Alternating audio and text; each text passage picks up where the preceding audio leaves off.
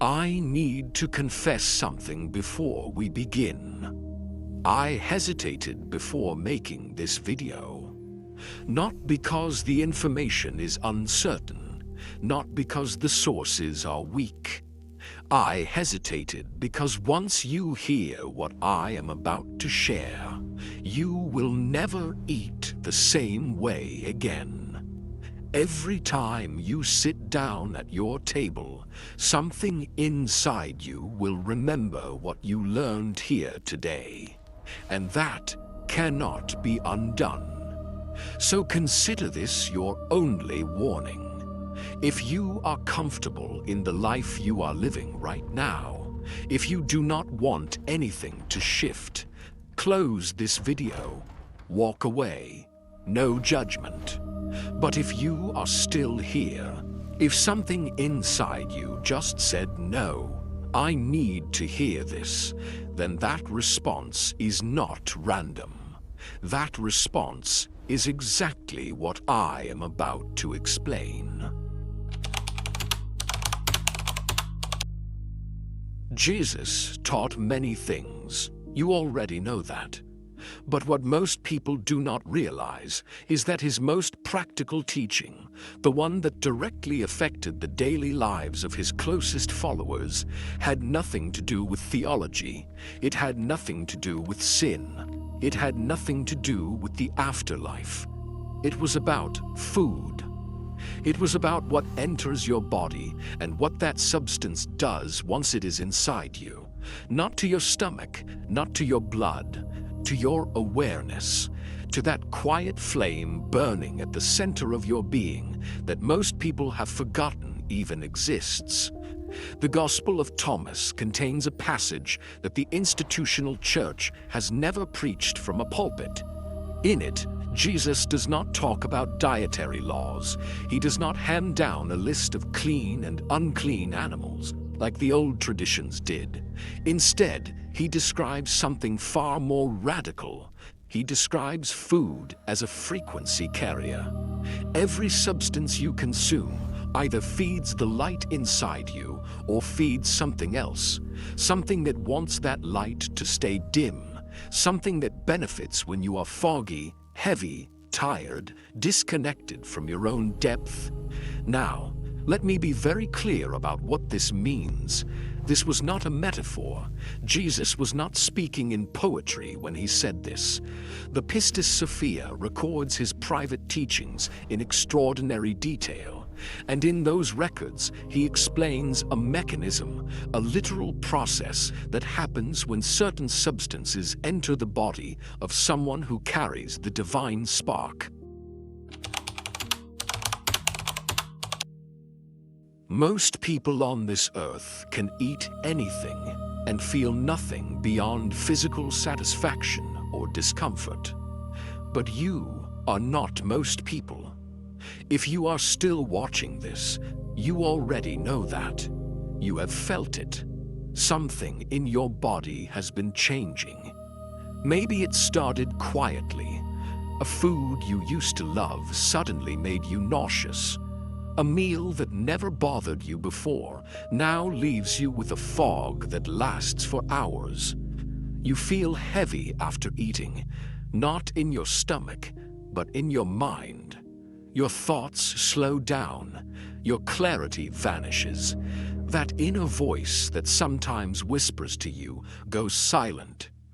And then, a few hours later, or the next morning, it comes back. The fog lifts. You feel like yourself again. You have probably tried to explain this. Allergies, maybe, stress, bad sleep. But the tests come back normal. The doctors shrug. And deep down, you know that what is happening to you is not medical. It is something else entirely. What you are experiencing has a name. It has had a name for nearly 2,000 years, but that name was erased from every text the church allowed to survive. In the Gnostic tradition, what you are feeling is called frequency rejection. Your body, specifically the energy body that exists alongside your physical body, is beginning to reject substances that suppress the divine spark. This is not a malfunction. This is an activation. The monad, the absolute source from which your spark originated, is recalibrating your vessel. It is preparing you, adjusting the instrument so it can hold a higher frequency without breaking. Think of it this way. Imagine a flame burning inside a glass lantern. For years, someone has been placing wet cloth over that lantern. Not enough to kill the flame completely, but enough to keep it dim, enough to keep it from illuminating the room. Now imagine that the hand placing the cloth belongs to something that does not want you to see what is in that room, something that benefits from your darkness. That wet cloth is not a metaphor for sin. It is not a metaphor for moral failure. In the Gnostic framework, that cloth is literal. It is the frequency carried by certain substances that enter your body and dampen the oscillation of your inner light. The Gospel of Philip speaks directly to this. It describes the material world as a construction, not a creation in the divine sense, but a construction designed to keep spiritual beings contained. And within that construction, every system serves the same purpose. The food chain is not exempt. In fact, according to these texts, the food chain is one of the most elegant control mechanisms ever designed. Why? Because you participate in it voluntarily 3 times a day, without questioning it, without even thinking about it.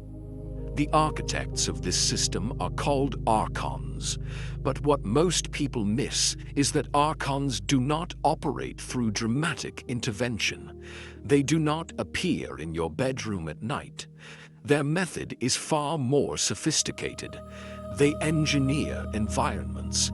They design systems so seamless, so normalized, so deeply embedded in daily life that you never think to question them. And the most deeply embedded system of all is how you feed your body. This goes deeper than the modern food industry, deeper than corporations and profit margins. This is about a cosmological architecture that was identified 2,000 years ago by a teacher who saw through it completely. Jesus looked at this system and he understood its mechanics. He saw that certain substances interact with the energy body in a way that creates what the Pistis Sophia calls a frequency lock. When you consume these substances, your vibrational state drops below a threshold. Below that threshold, the Archons can perceive you. They can feed. And the food that leaves a fog on your mind is precisely the fuel they seek. They feed from the low-frequency emotions that arise when your spark is suppressed. Fear, anxiety, that inner critic that never shuts up, that heaviness that sits on your chest for no reason, that feeling of being lost in your own life. Above that threshold, you become invisible to them. The texts describe this as a literal perceptual boundary.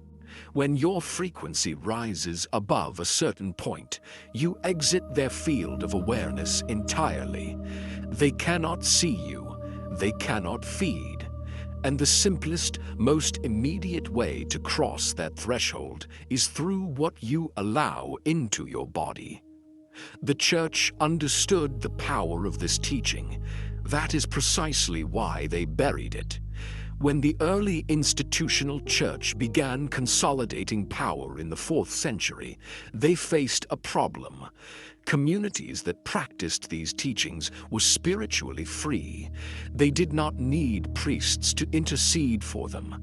They had a direct technology for raising their own frequency and reconnecting with the monad. That made them ungovernable. So the teaching was reduced. It was stripped of its mechanism. What remained was fasting rules, dietary restrictions with no explanation. The shell of the teaching survived, but the living core was removed.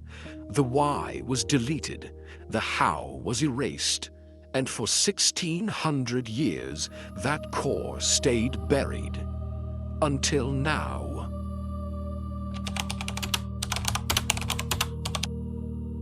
What I am about to share with you is not theory. This is the practical core of what Jesus taught his inner circle. Not parables, not metaphors. Direct instruction on how the body interacts with frequency and how you can use that interaction to break free. There are 3 layers to this teaching: recognition, protection, and activation.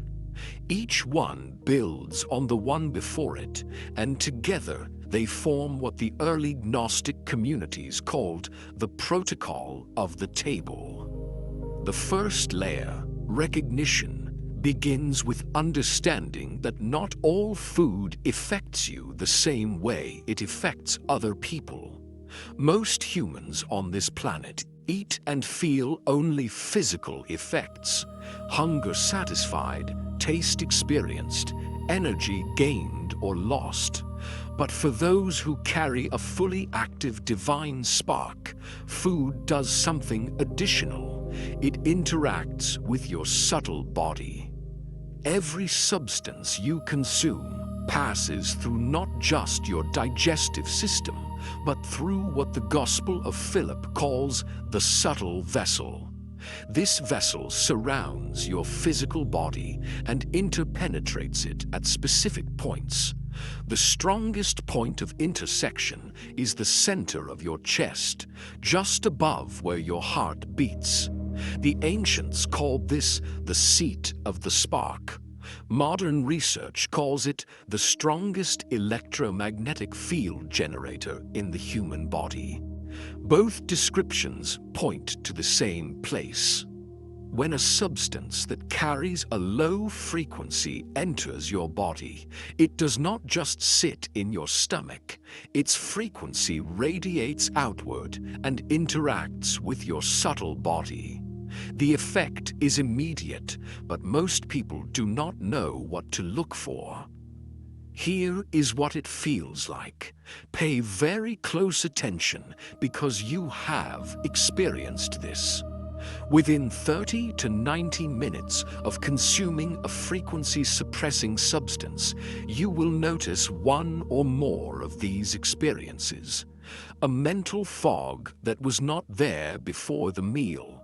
A sudden drop in motivation or clarity, an increase in negative self-talk, that inner voice that criticizes and catastrophizes, a heaviness in the chest area that has nothing to do with how much you ate, an urge to distract yourself, to scroll on your phone, to consume more mindless media, to numb. You have felt these things. I know you have, and until today, you had no framework for understanding why. Now you do. Your body has been telling you the truth. Every time you felt that fog after a meal, your subtle body was reacting to a frequency lock. Every time you felt that heaviness in your chest, your spark was being dampened. Every time that inner voice went quiet after eating, it was not fatigue, it was suppression.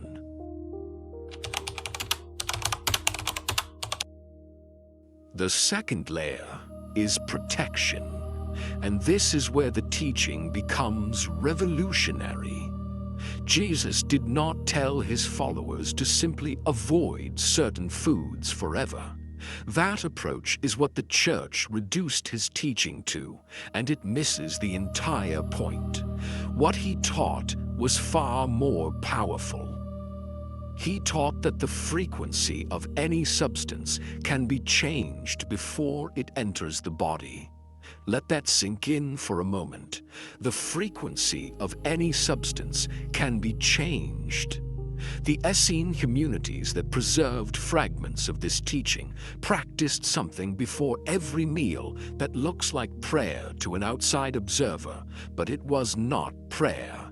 It was an activation. The practitioner would hold their hands over the food, not touching it, just hovering about it. They would close their eyes and bring their full awareness to the center of their chest, to the seat of the spark. And from that point, they would extend their awareness downward through their arms, through their palms, and into the food itself. What they were doing was overwriting the frequency. The heart center generates a measurable electromagnetic field that extends several feet beyond the physical body. When you focus your awareness at that center and direct it through your hands, that field concentrates and becomes directional. Whatever it touches, it influences at a molecular level. The crystalline structures in salt, the water content in food, the lipid chains in oils, these are not inert substances. They are carriers. They hold frequency the way a glass holds water. And just as you can pour out dirty water and replace it with clean, you can overwrite the frequency a substance carries. This is the technique.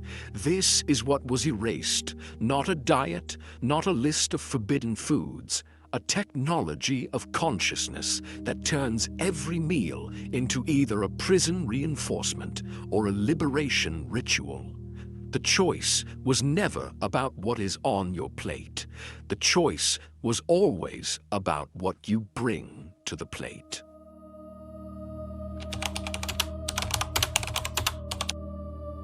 Right now, as you are hearing this, I want you to do something. Place your hand over the center of your chest, not on your heart, slightly above it. Feel the warmth there.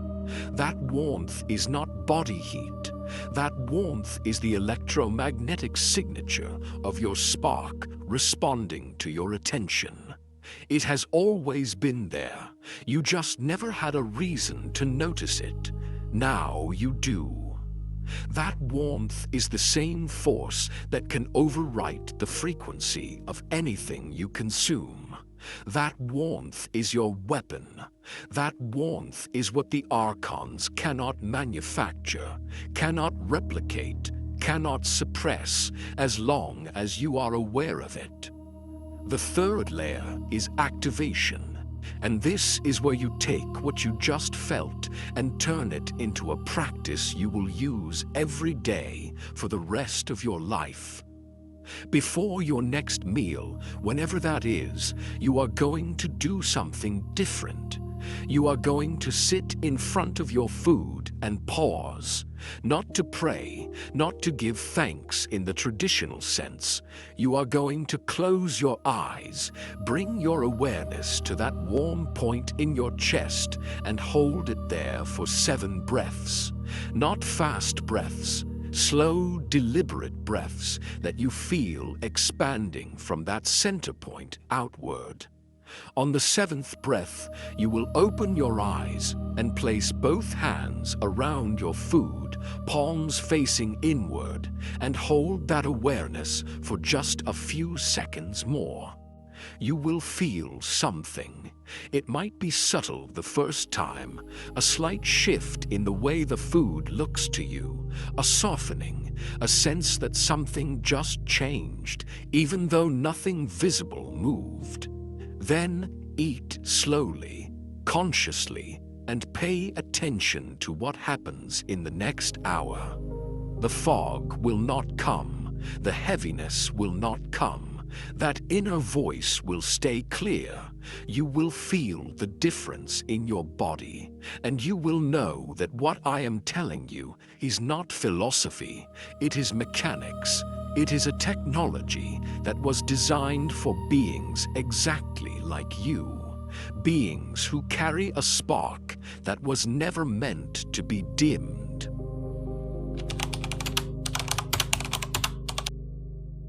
Some of you felt something shift just now while I was describing this. Maybe your chest got warmer. Maybe your breathing changed without you deciding to change it. Maybe you felt a sudden clarity, like a window opening in a stuffy room. That is not imagination. That is your spark responding to the recognition of its own technology. It has been waiting for you to remember this.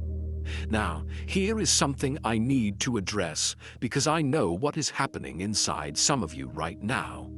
A voice is saying, "This is too simple." Another voice is saying, "I will try it tomorrow." Another voice is saying, "This cannot possibly work." Notice something about those voices. They all want you to do nothing right now. They all want you to wait, to postpone. Ask yourself honestly, whose interest does that serve? Your interest or the interest of a system that has been feeding on your dimmed light for your entire life? That resistance you feel is not your critical thinking. It is the frequency lock fighting to maintain itself. If this technique were meaningless, you would feel nothing right now. No resistance, no skepticism. The fact that something inside you is pushing back is the clearest sign that what you just heard is real. I want to ask you something, and I want you to answer honestly. When was the last time you ate something and felt your mind go completely dark afterward? Not sleepy, dark, like a curtain dropped between you and your own awareness. If you can remember that moment, if you can feel even a shadow of it right now, drop into the comments and tell me what that experience was like for you. Not the food, the feeling. Describe that darkness, because someone else watching this has felt the exact same thing and has never had anyone acknowledge it. What happens after you begin this practice is predictable. In the first few days, your body will begin to communicate more clearly. Within the first week, you will notice that the mental fog lifts earlier and stays way longer. Your relationships will shift. People around you will react differently. When your vibration changes, you no longer match the resonance of certain people, places, and patterns. What falls away was never yours. What remains, that is alignment. Tonight, before you sleep, sit with your next meal the way I described. Hands open, awareness centered, 7 breaths from the seat of the spark. Then eat and watch what happens. Do not wait until tomorrow. The activation you received while listening to this is fresh right now. Your spark is awake right now. If this is the first time you have encountered this channel, understand that what you found here is not entertainment. This is the information that was taken from you before you were born. Every video on this channel is a piece of that inheritance returned. Subscribe, because the next piece is already being prepared, and it builds directly on what you learned today. And if this content spoke to something real inside you, let the algorithm know. One tap is all it takes to make sure this reaches the next chosen one who is searching right now the way you were searching when you found this. The light does not spread by accident. It spreads through those who carry it. You are one of them. You always were.